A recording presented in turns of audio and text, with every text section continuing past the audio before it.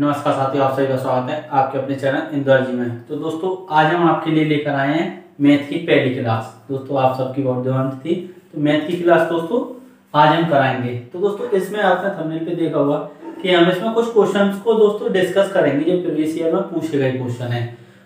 और अगर दोस्तों आपको चैप्टर वाइज करवाना है तो हम चैप्टर वाइज भी स्टार्ट कर देंगे, जिससे कि दोस्तों आप अपने नोट्स बनाते हुए चलना। तो आज हम करेंगे मैथ की पहली क्लास। तो दोस्तों इसमें आज तो हम क्वेश्चन को ही डिस्कस करेंगे। वैसे तो हमने भी सोचा था कि दोस्तों चैप्टर वाइज ही आपको कराया जाए पूरा सिलेबस। और अगर आपको भी यही लगता है तो दोस्तों कमेंट करके आप बताएं जरूर कि कैसे कराना है, क्वेश्चन वाइज ही चलते रहें या चैप्टर वाइज चलना है। तो दोस्तों आज की क्लास में हम क्वेश्चनों को डिस्कस करेंगे। तो अब हम स्टार्ट करते हैं दोस्तों क्वेश्चन नंबर फर्स्ट से। तो क्वेश्चन नंबर 1 आपकी स्क्रीन पर दिया हुआ है, दो संख्याओं के बीच अनुपात 4:7 है। यदि प्रत्येक में 4 की वृद्धि कर दी जाए तो अनुपात 3:5 हो जाता है। तो बड़ी संख्या दोस्तों आपको बतानी है। दोस्तों ये रेशो और अनुपात और समानुपात का दोस्तों क्वेश्चन है, यानी अनुपात से। तो 4:7। पहले अनुपात क्या दिया हुआ है दोस्तों, दो संख्या हुआ 4:7। फिर दोस्तों 4 की वृद्धि यानी 4 जोड़ दिए प्रत्येक संख्या में, तो हमारा अनुपात बदलकर दोस्तों क्या आ गया 3:5। बिल्कुल ठीक है दोस्तों, बिल्कुल सही है। यानी कि दो संख्या के बीच अनुपात 4:7 है। यदि प्रत्येक में 4 की वृद्धि कर दी जाए तो अनुपात 3:5 हो जाता है। दोस्तों अब हम यहाँ पर अंतर देखते हैं कितना हुआ, 2 का। यहाँ पर अंतर देखें दोस्तों तो कितने का है, 1 का। तो दोस्तों 4 इसमें जोड़े हमने, 4 इसमें जोड़े, तो दोस्तों जो अंतर होना चाहिए वो तो सेम होना चाहिए, लेकिन अंतर तो सेम है नहीं है। जब हमने कोई सेम संख्या किसी में जोड़ दी दोस्तों बराबरी तरीके से तो बढ़नी चाहिए, लेकिन ऐसा तो हुआ नहीं है। तो अब हमको ये अंतर क्या करना होगा, समान बनाना होगा। तो अब हम ऊपर देखते हैं कितना अंतर है इन दोनों के बीच में, 3 का। नीचे दोस्तों कितना अंतर है, 2 का। तो इस 2 का दोस्तों हम इसमें गुणा कर देंगे और इस 3 का हम इसमें। तो कैसे दोस्तों, इस 2 का ऊपर करेंगे तो 8:14 हो जाएगा, बिल्कुल हो जाएगा। 3 का दोस्तों इसमें करेंगे तो 9:15 हो जाएगा। दोस्तों ये 3 का इस पूरे में किया है, इसमें भी इस 2 का इसमें भी किया है, इसमें भी किया है। तो अब हमारे नए अनुपात दोस्तों क्या आ गए, ये। अब हम अंतर देखें तो 1, यहाँ पर अंतर देखें दोस्तों तो 1। अब हमारे कंडीशन दोस्तों सेटिस्फाई कर रही है। अब बढ़ाया कितना है हमने, वृद्धि कितने की है, 4 की। लेकिन दोस्तों यहाँ पर कितना बढ़ा हुआ दिख रहा है हमको, 1 का। यानी कितने गुना ज्यादा, 4 गुना ज्यादा। यानी 1 बराबर किसके दोस्तों, 4 के। तो 4 का इसमें गुणा कर देंगे, अभी तो दोस्तों कितना हो जाएगा, ये 4 हो जाएगा। तो पूछ कह रहा है कि बड़ी संख्या है, तो दोस्तों बड़ी संख्या कौन सी, ये पूछ रहा है वो। तो 4 का इसमें गुणा कर देंगे, यही तो बड़ी है, 8 छोटी है दोस्तों, 4 ये बड़ी है। तो जब इसमें इसका गुणा करेंगे तो ये कितना हो जाएगा दोस्तों, 56। तो यानी ऑप्शन सी हमारा बिल्कुल करेक्ट आंसर हो जाएगा। दोस्तों ऑप्शन सी इसका बिल्कुल करेक्ट आंसर दिया हुआ है। तो दोस्तों अब हम आपकी समझ में आया तो बहुत अच्छी बात है, अगर नहीं आया है तो दोस्तों हम इसके चैप्टर वाइज स्टार्ट करेंगे जब आपकी समझ में एकदम आएगा। तो अब अगर आप क्वेश्चन की दोस्तों कहेंगे कि क्वेश्चन कराते हुए चलें, तो फिर हम क्वेश्चन की वीडियो आपको प्रोवाइड कराते हुए चलेंगे जैसा आप कहेंगे। वैसे तो हमारे हिसाब से तो दोस्तों चैप्टर वाइज ही अच्छा रहेगा, जिससे कि सभी लोगों को जिनके भी दोस्तों डाउट हैं वो सभी क्लियर हो जाएंगे। तो हम आप बताएं। तो अब हम चलते हैं दोस्तों नेक्स्ट क्वेश्चन की ओर। तो क्वेश्चन दिया हुआ 7 क्रमागत संख्याओं का औसत 20 हो तो उन संख्याओं में सबसे बड़ी संख्या है। 7 दोस्तों कैसी संख्या, क्रमागत। दोस्तों जो क्रमागत संख्या होती है वो क्या होती है, क्रमागत संख्या दोस्तों क्या होती है, यानी जैसे 1 2 3 4 5 ऐसे दोस्तों चलती आ रहे हैं, तो इनको हम क्रमागत संख्या कहेंगे, बिल्कुल कहेंगे। जिनके बीच में दोस्तों अंतर कितना हो, 1 का, वही दोस्तों क्या होती है हमारी क्रमागत संख्या हो जाएंगी। तो अब ये क्या कह रहा है दोस्तों, 7 क्रमागत संख्याओं का औसत दिया हुआ है, कितना है दोस्तों 20। तो अब हम एक चीज आपको बताएं, कि जो क्रमागत संख्या है, जैसे एक चीज समझे, 1 2 3 कितनी है ये दोस्तों? 3 है। 1 2 3 ही तो हो गई, बिल्कुल सही। अब इन 3 संख्याओं का दोस्तों क्रम से लगी हुई है, ये बात भी ठीक है। अब इसका औसत पूछ लेंगे आपसे कि 1 2 3 का औसत क्या है। तो दोस्तों औसत का फॉर्मूला क्या होता है? औसत का फॉर्मूला आपको पता है कि पदों का योग बटे पदों की संख्या, दोस्तों अब योग कितना हो जाएगा? 1 और 2 3 और 3 6। और दोस्तों ये है कितने? 1 2 3। जब इसको इससे काटेंगे तो कितना आएगा? 2। कितना आएगा दोस्तों? 2। अब हम एक चीज पर गौर करें दोस्तों, तो 2 तो हमको यहाँ पर दिख रहा है, कहीं यही तो नहीं है? बिल्कुल सही। अब दोस्तों जैसे कि 1 2 3 4 5, तो इसका क्या हो जाएगा? तो दोस्तों हम पता कर सकते हैं, जब भी ये विषम संख्या होती है दोस्तों, 2 इधर से छोड़ेंगे, 2 इधर से, बचा बीच में कौन? 3। तो इसका औसत क्या हो जाएगा? 3 हो जाएगा दोस्तों। क्या हो जाएगा? 3। अगर आपको इसमें डाउट लग रहा है तो आप बिल्कुल इस तरीके से निकाल सकते हैं।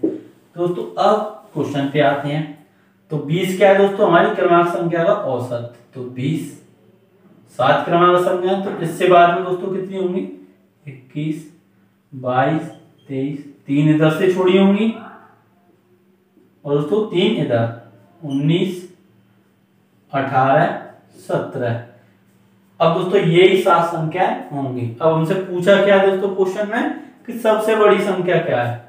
बिल्कुल बता दो, क्या हो जाएगा दोस्तों? 23। ऑप्शन 20 राइट आंसर 23, बिल्कुल सही आंसर दोस्तों हो जाएगा। जब आपसे बड़ी पूछे तो इधर बढ़ जाना है, छोटी पूछे ये, यानी एक ही क्वेश्चन से दोस्तों सभी हो गए। आपको किसी भी झंझट में नहीं पड़ना है कि एक्स मानना है वाई मानना है, कुछ नहीं, नए मेथड से दोस्तों करेंगे, बिल्कुल ऐसे ही। तो हम चलते हैं नेक्स्ट क्वेश्चन की ओर। इतने ही समय में दोस्तों बहुत ही आसानी से आप क्वेश्चन को उड़ा के आएंगे। बस 20 क्वेश्चन है, 20 के 20 नंबर आके आने ही आने हैं, तो आप टेंशन ना लें दोस्तों। तो चलते हैं नेक्स्ट क्वेश्चन की ओर। तो दोस्तों ये एक सरलीकरण का क्वेश्चन दिया हुआ है, इसको आप ध्यान से देखना है और इसका वर्गमूल दोस्तों निकालना है। क्वेश्चन बहुत ही अच्छा है दोस्तों। तो हम इसको उतारते हैं। 0.324 मल्टीप्लाई 0.081 मल्टीप्लाई 4.624, ये दोस्तों बिल्कुल सही। और क्या दिया हुआ है? 1.5625, बिल्कुल सही। दोस्तों 0.0289, और क्या दिया हुआ है? 72.9 मल्टीप्लाई 64। अब दोस्तों इसका हमको क्या निकालना है? वर्गमूल, यानी कि इस प्रकार से हम लगा दें तो बिल्कुल सही है। अब हमको क्या करना होगा? पहले तो दोस्तों अभी हम इसको हटा देते हैं, बस आपको समझाने के लिए हमने लगाया था, इसको भी हटाते हैं। अभी हमको कैलकुलेशन करनी है, बिल्कुल आसानी से करेंगे दोस्तों। पॉइंट हटाया है यहाँ से, पहले वाले से पॉइंट हटाया, कितने वो 1 2 3 है पॉइंट के बाद। ऐसी दोस्तों संख्या कोई दिख रही है जहां पर 3 हो पॉइंट के बाद? 3 दोस्तों यहाँ से हट गया है और यहाँ से भी हटाया। 1 2 3 4 5 6 संख्याओं के आगे से दोस्तों हमने पॉइंट हटा दिया। तो अब हम 6 संख्याओं के आगे से यहाँ पर भी पॉइंट हटाएंगे। यहाँ से हटाया 1 2 3 4 ही पहुंची दोस्तों। एक और हटा दिया, 5 पहुंच गई। कितनी पहुंच गई दोस्तों? 5। अब ऊपर दोस्तों कितनी बची है? 6 से हटाना था तो एक अभी एक्स्ट्रा चल रही है, और एक और ये हटा देंगे तो 1 2 3 4, कितनी दोस्तों? 4।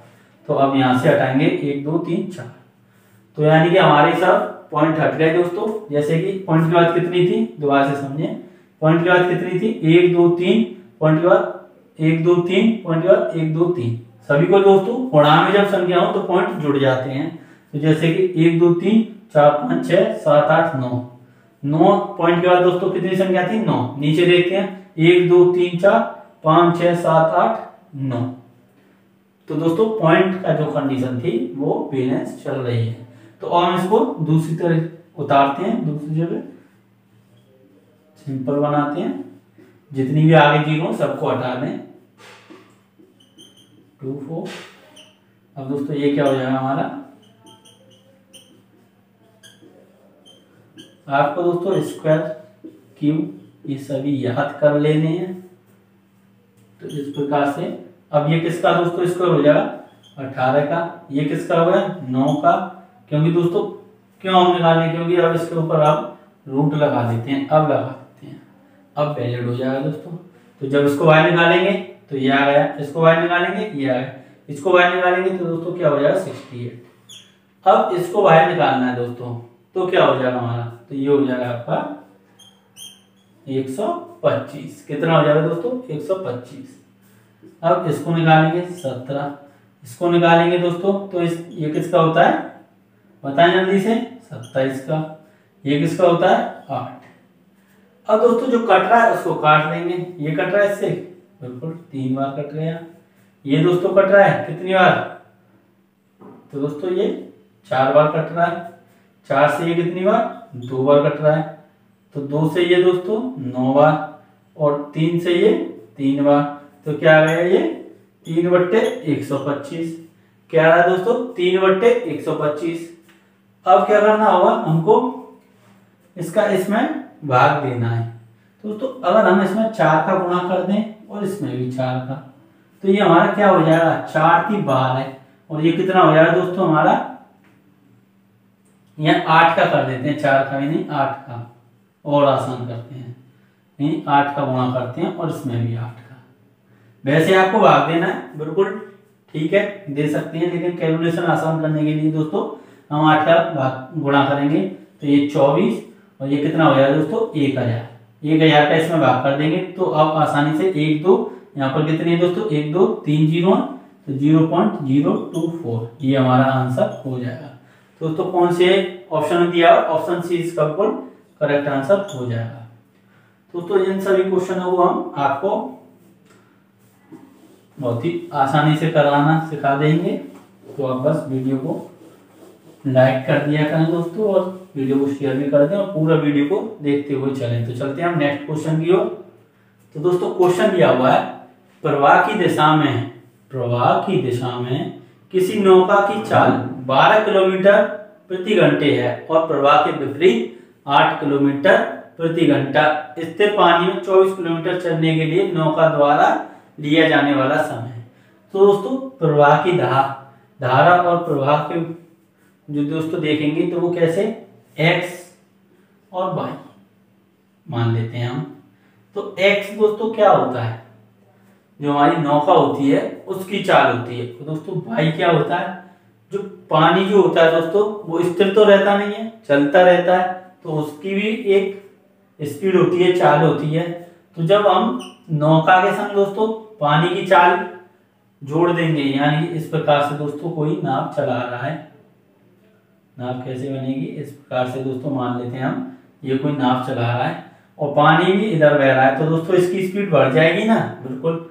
तो अब दोनों जुड़ जाएंगी, जब ये चल रही है और ये पानी चल रहा है तो दोनों एक साथ चलेंगे इस प्रकार, तो दोस्तों ये जुड़ जाएंगे। तो अब पानी के साथ चलेगी, तो इसमें दोस्तों कहाँ दिया हुआ है कि प्रवाह की दिशा में किसी नौका की चाल 12 किलोमीटर प्रति घंटे है, यानी चाल ज्यादा होगी तो दोस्तों कहाँ पर पानी के साथ चल रहा होगा। अगर हम इसको इसमें से घटा दें तो यानी कि वो उल्टा चल रहा है, कैसे दोस्तों इधर नाव चल रही है और इधर ये पानी, तो जब ये इधर चलेगी तो ये इसको इधर कोई तो ढकेलेगी नाव को, तो उसकी चाल कम होगी, तो दोस्तों ये कितना हो जाएगा 8। अब हमसे दोस्तों पूछा क्या है, पूछा है हमसे 24 किलोमीटर को कितने समय में अगर पानी रोक दिया जाए, पानी दोस्तों चल नहीं रहा है, ये मान लेते हैं पानी नहीं चल रहा है रुका हुआ है, तो इतनी दूरी को चलने में कितना समय लगा लेगी। तो दोस्तों हमको नाव की चाल पता होनी चाहिए, तो नाव की चाल दोस्तों कैसे निकलेगी इसको सोल्व कर लेते हैं, ये कैंसिल हो जाएगा 2x, ये जुड़ जाएगा कितना हो गया 20 और x बराबर दोस्तों कितनी आ गई 10, यानी कि नाव की चाल दोस्तों कितनी आ गई, नौका या नाव की चाल दोस्तों कितनी हो गई हमारी 10 किलोमीटर प्रति घंटे।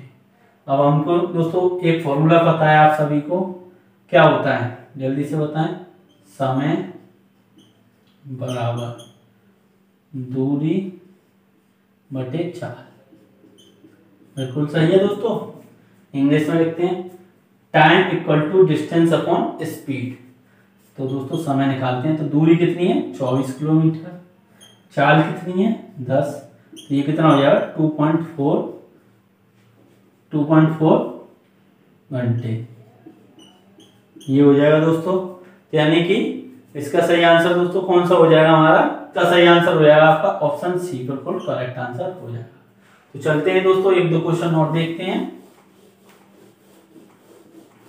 तो क्वेश्चन आपकी स्क्रीन पर दोस्तों दिया हुआ है, आप जल्दी से सॉल्व करें क्वेश्चन को।